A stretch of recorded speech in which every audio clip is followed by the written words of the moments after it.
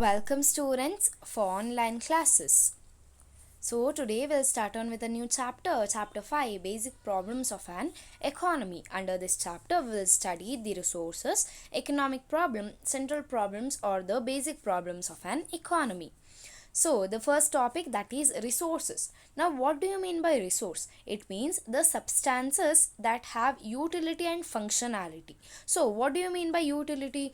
Utility means the satisfying power of a commodity or a product. Now what does functionality mean?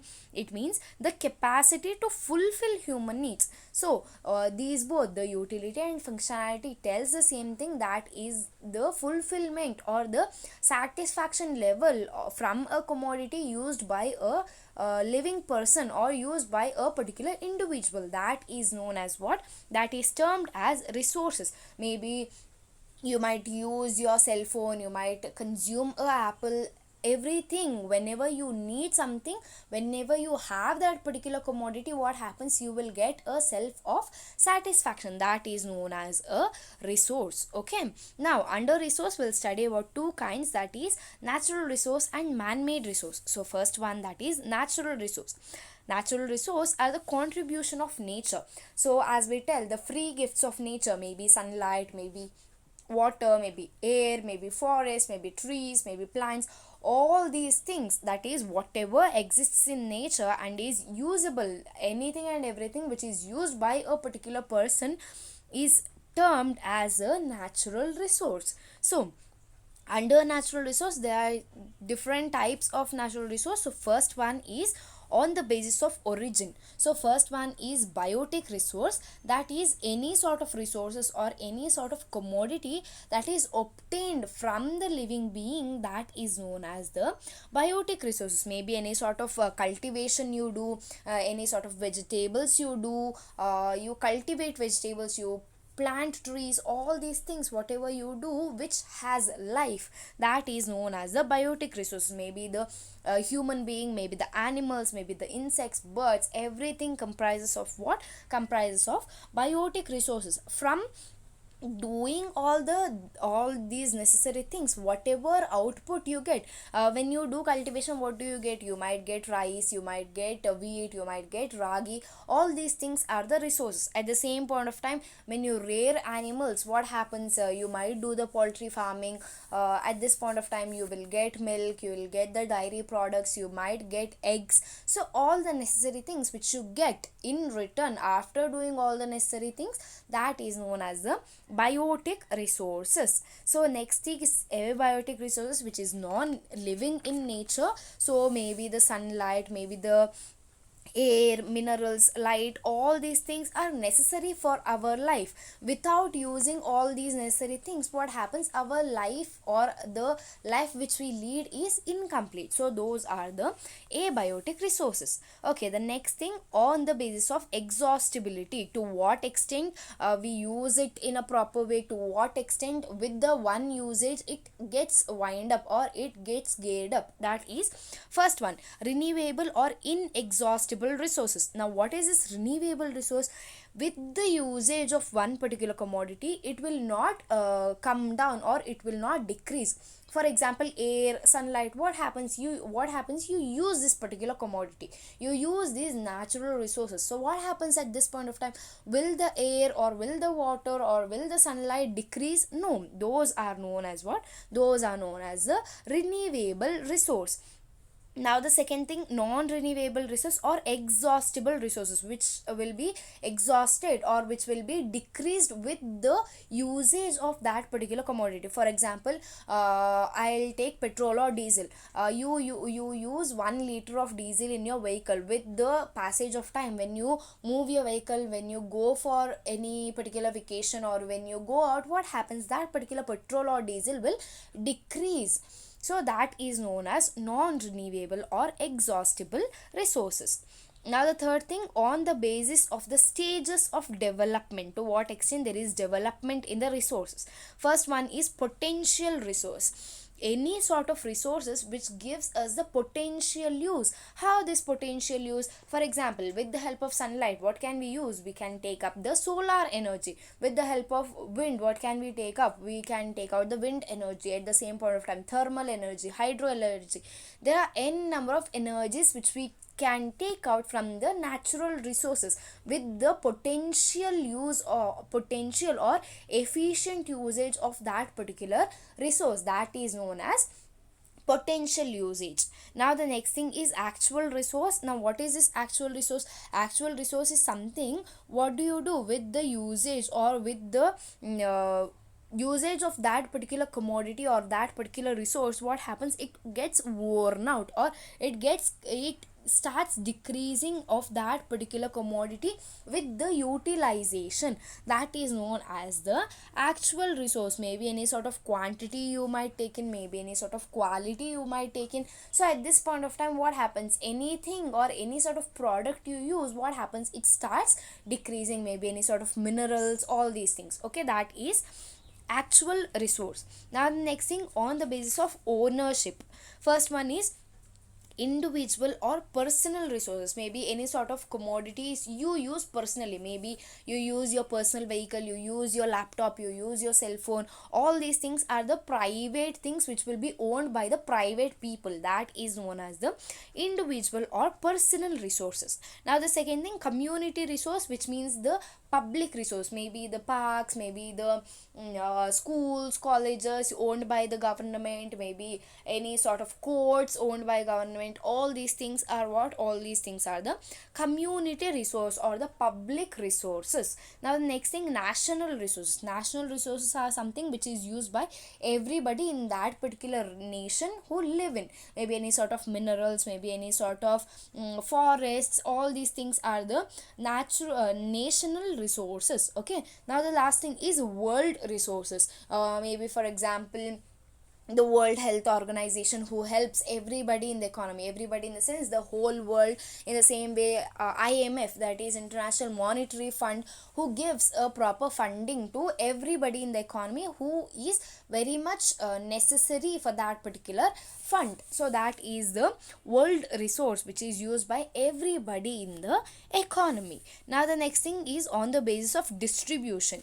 First one is ubiquitous resources, which means that which is found. Ubiquitous means which is present or which is found everywhere in the economy. Now what is present everywhere in the economy? Sunlight, water, air, all these things are present everywhere in the economy. Now the next thing is localized resources. Maybe the private resources which is used by the individuals, maybe the coal, petroleum, or any sort of minerals or any sort of things or commodities or products which is used by the private people or which is used by the individuals, and which could be found on any particular place in the earth. So everywhere we cannot find fuel. For example, we import fuel from the Arab countries. Why? Because in our particular area or in our particular nation there is no excess amount of fuel present. So that is something where some of the places are highly specialized for some of the products. That is known as the localized resources. So these are some of the types of the natural resources. Okay, now the man-made resources, these are the things produced by man. For example, maybe buildings, maybe factories, maybe machineries, maybe any sort of commodities, maybe any sort of products, maybe any sort of eatables. For example, maybe good biscuits, maybe chocolates. All these things are man-made things which a human being produce. All these things. And even technology, a human being can use a technology, he can even create that technology, he can innovate anything into something. So that is man-made resources, where a human being or a man can do anything and everything with the raw material present with or nearby him. Okay, now the next thing is human resource. Human, here man himself is an important resource. Why? Because he has knowledge, he has skills, he will be determined to give a sort of innovation to the economy. A man can transform any natural objects into resources and utilize them for the benefit of the family or the society. Maybe creating any sort of machinery which could be helpful for the society in producing more and more product. So all these things is done by whom? Is done by the human being with his skill, with his knowledge. That is known as the human resource. Okay, now the next thing is the principal resources of the world, the major resources which we use in our day to day life. What happens with the agricultural resources? We use the day to day life. Maybe you use chapatis. With chapatis, what is the raw material? You need wheat. So jowar, wheat, ragi, rice, paddy, all these things, from where will you get? You will get from the agricultural fields. That is the agricultural resources. Okay, now the next thing is pastoral resources. You will get the dairy products, maybe milk, maybe ghee, maybe butter. All these things will be from where will you get all these things? From these pastoral resources or the pastoral farming. You need wool, all these things, all the necessary items will be what we get from where is from these particular pastoral farming done by the farmers. And lastly, the mineral and the energy resources. So what happens? We need proper machineries for the proper extractment of the minerals. So what happens? All these things are done by whom? By the human beings. So at the same point of time, with the help of human capital, what can we extract? We can extract all the necessary energy. For example, what happens? A solar machine. Who has done this solar machine? A human beings. At the same point of time, the wind mill. Who has done? A human being. With the help of the human beings, hand in hand, what can we extract? We can extract all the natural resources for the betterment of our society and betterment of our individuality. So these are the principal resources of the world. Now the next thing is sustainable development. We have even studied about this particular topic. What is sustainable development? It refers to that development or strategy which manages the resources for increasing long term well being of the people. So what happens? What is sustainable development? It is not only usage of any particular resource in the current generation without wasting, or we should not waste a particular resource, so that which could be used in future also. Maybe any sort of electricity, maybe any sort of water. We should not waste all these things. Why? Because it could be used in future as well. That is known as sustainable development. Now the next topic which we'll study is about economic problem. Now what is this economic problem? Economic problem is concerned with the uses of scarce resources among alternative human wants, and in using these resources towards the end of satisfying wants as fully as possible. Now what happens in our economy? There are unlimited wants. Each and everybody in the economy has unlimited wants, where when one particular want is satisfied, what will arise? A new want will arise. So at this point of time, what is very much necessary? The resources which is available in the economy is very much necessary. But what happens at this point of time? There is only limited resources, that is scarce resource or scarcity of resource. So when there is only limited number of resource, what happens at this point of time? It is very difficult to cope up with, or when we have unlimited wants to have the particular resources, when there is only limited, it will be very difficult for the people who live in. So because of this, what is very much important? We need to do the resources of alternative use. We need to do the alternative usage of these particular resources. We need to prioritize. We need to choose between the resources which is very much priority to us. At this point of time, what is very much necessary for me? That particular resources should be opted, those particular resources should be chosen in between the n number of wants. Those are the problems which will be arising in our economy. So this is one of the mainest topic, that is central problems of an economy. So there are three kinds of central problems of the economy, that is what to produce, how to produce, and for whom to produce. So first one, what to produce and in what quantities. So what sort of goods to be produced in the economy, whether they are the demanded goods or whether they are the needed goods. So here there is a difference between demanded goods and the needed goods. Demanded goods are some of the goods which will be demanded by the customer.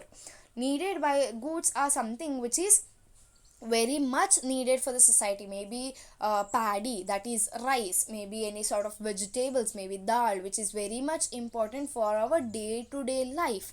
So these are some of the needed goods for the society. So because of this also, what the government is providing, not producing, sorry, the government is providing all these necessary things for the end people who are maybe below poverty line, and even to the people who are above poverty line for their necessary needs. So what sort of goods to be produced, that should be kept in mind. So that is one of the major central problem of the economy, whether to be produced the demanded goods or whether the needed goods. So at this point of time, what is very much important? Utilization of scarce resources, utilization of the limited resources which is present in our economy, which plays a major role. Whether should I produce the particular commodity in bulk, or should I produce 1,000 commodity, or should I produce only 100 commodities? That is also one of the major problem which the people start or the one of the major thing which arises in the economy.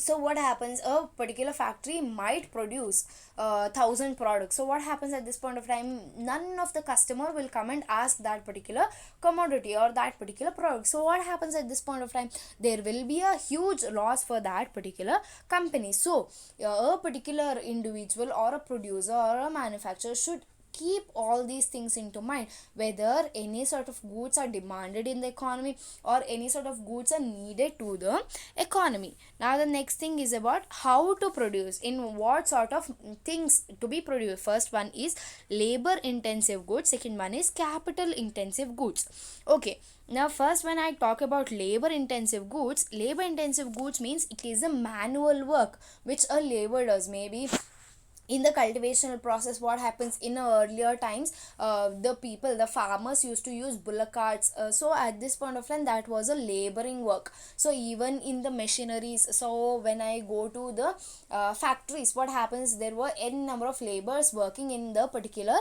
factory. So that is the labor intensive goods, which means the manual work done by a labor himself. Now what is this capital intensive goods? Capital intensive goods means the machinery work, where only one labor is enough to work that particular machinery. So that is known as capital intensive goods. So what do you mean by capital? Any sort of goods which is used for the further production. So here machinery work will consume many laborers. So at this point of time, there will be a lack in employment opportunities for the people or for the laborers who live in. So majority of the people will be dependent on this particular work. So at this point of time, it will be very difficult for the laborers to search the job opportunities also. But when I come to the manufacturer or producer, what happens, the machinery work will be precise, will be clear, will be very nicely done by the machinery. So that is also one of the major advantage to the producer or the manufacturer. So that here also a major problem arises, how the product to be produced, whether it is labor or the manual work or the capital or the machinery work to be done. So that is also one of the major central problem. And last one, for whom to produce. It is obvious and it is sure that the products is being produced to the customers or the people who live nearby. So the major problem comes under this is the problem of distribution. To what extent the supply to be made in the economy, to what extent, whether should I supply to this particular area or to any other area where the products are being demanded. So this is also one of the major problem arised by the people in the community or people in the economy. At the same point of time, the producers, manufacturers will also have a sense of problem, what to produce, how to produce, and for whom to produce. So these are some of the central problems of the economy. So thank you, students.